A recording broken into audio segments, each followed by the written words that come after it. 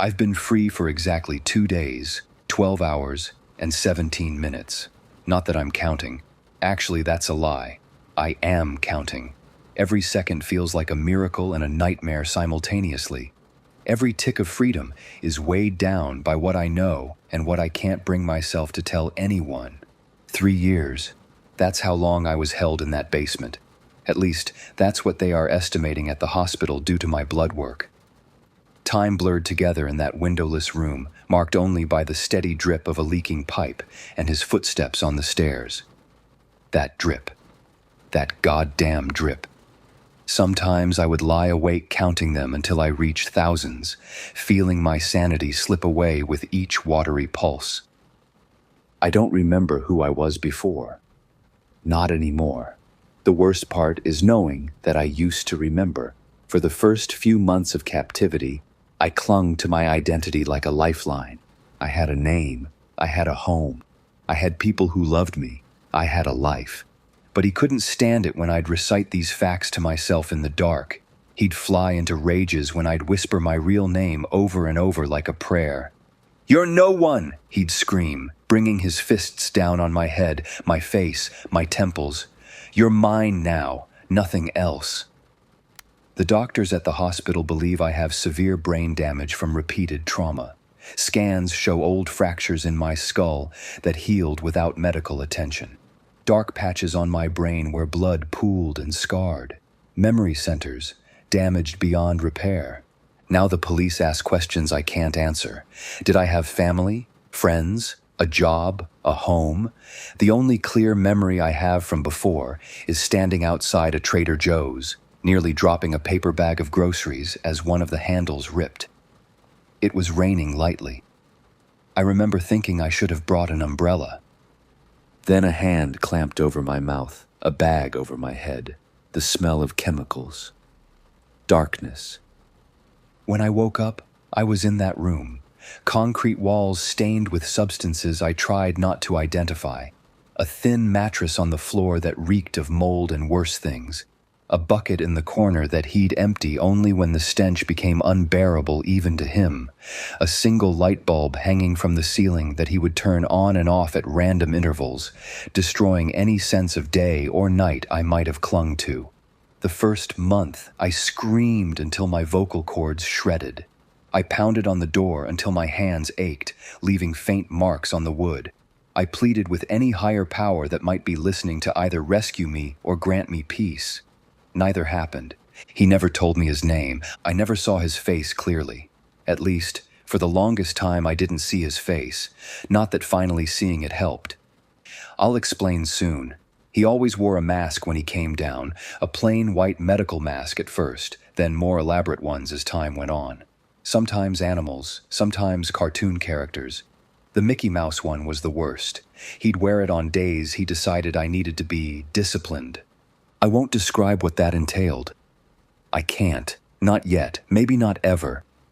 It was painful. Horrific. That cheerful mouse face watching as he told me I was his masterpiece, a true blank canvas, that humans should be grateful for lives that are full of endless opportunities. Once, he didn't feed me for 2 weeks, just water. By the end, I was hallucinating, seeing shadows dance on the walls. When he finally came down with a plate of cold spaghetti, I wept with gratitude. I kissed his feet. I would have done anything. I did do anything. The strangest part was how routine it all became. The terror never fully subsided, but it evolved into something duller, more manageable. Sometimes he'd bring me books, dog-eared paperbacks with coffee stains and torn covers. Sometimes he'd sit in a folding chair and make me read to him, correcting my pronunciation instantly when I stumbled over words. Sometimes he'd leave a small radio that only picked up static and religious broadcasts.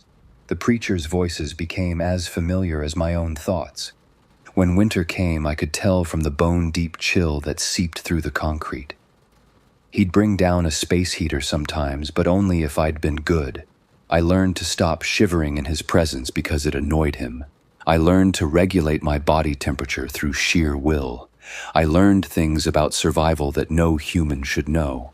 I stopped asking why. I stopped begging to be released.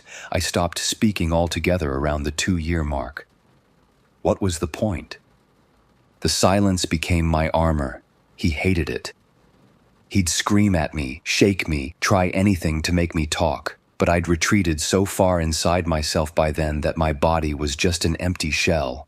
Sometimes I would watch him from somewhere above, like I was floating near the ceiling, observing this broken girl with matted hair and skin stretched tight over protruding bones. The worst times were when he was kind, when he'd bring me a warm blanket, when he'd clean the infected cuts on my legs with surprising gentleness, when he'd read to me as I drifted off to sleep. Those moments confused me, made me question everything. Stockholm Syndrome, the hospital psychologist called it later. I call it hell. Then, 2 days ago, he came down the stairs without his usual measured steps. He was rushing, frantic, no mask this time, and his face— I know he wasn't wearing a mask. It was human skin, but no eyes, no mouth or hair, no ears or nose, no features at all. Just a blank canvas. That's all I remember about his face. "Time to go," he said, injecting something into my arm before I could react. As consciousness slipped away, I heard the basement door open again. Shuffling, a muffled cry, another person. "Your replacement has arrived," he whispered in my ear. I woke up on a park bench 20 miles from the house where I'd been held. My hospital bracelet says Jane Doe. The police have been kind but frustrated by my inability to provide details. I can't describe his face even though I finally saw it. But I remember his voice. The way it would soften when he was about to hurt me, the slight lisp on certain words, the wet sound of his mouth when he'd lean close to whisper things he planned to do to me. It's strange how my brain protected some memories while obliterating others. The neurologist explained that severe, repeated head trauma can create a patchwork of memory loss. Your brain sacrificed your identity to preserve your survival instincts, she told me.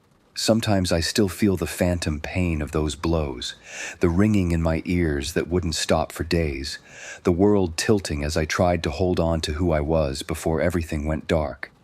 And last night, as a nurse was checking my vitals, I heard a news report on the small television in my hospital room. A 19-year-old girl had gone missing outside a Trader Joe's, 1 town over from where we are now. I should tell the police everything I know. I should help them find her. I should be doing something, anything, but I can't.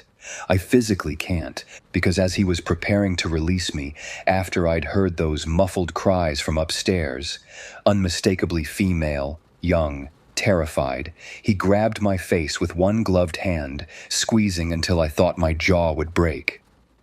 "Listen carefully," he whispered, his breath hot against my ear. "You're going to leave here. You're going to stay quiet. If I see one police sketch, if I hear one whisper that you're helping them find me, I will cut her throat while playing a recording of your voice. She'll die believing you killed her." He showed me a phone then, replaying snippets of my voice he'd recorded over the years. My pleas, my screams, even my reading voice from those bizarre sessions where he'd make me read aloud from classic novels for hours until my throat was raw. "I've already told her all about you," he continued. "How you helped pick her. How you're my partner. She thinks you've just gone out for supplies." His tone was nothing less than excited. "She's waiting for you to come back for 3 years, just like you waited." But here's the thing that keeps me frozen, the thing I haven't told anyone until now. When he released me, he whispered something else. "You did so well. I'll be coming back for you. This is just intermission. And remember, her blood will be on your hands if you talk." And on my discharge papers from the hospital, tucked into the folder the nurse gave me this morning, I found a small note on Mickey Mouse stationery. "Miss you already. The new girl isn't nearly as much fun. She keeps asking when you're coming back. I told her you'd return soon to help me with her. Tick-tock." Along with the note was a small USB drive. When I plugged it in at a library far from the hospital, it contained only a single video file. 10 seconds of footage showing a young woman, blindfolded and gagged, huddled in the same corner of the same basement where I spent 3 years. A timestamp on the video showed it was recorded just 4 hours ago. In the background, my voice, pieces of recordings stitched together saying, "Don't worry, I'll be back soon. We're going to have so much fun together." I've been free for exactly 2 days, 12 hours, and 23 minutes, but I know I'm still not free at all. And neither is she.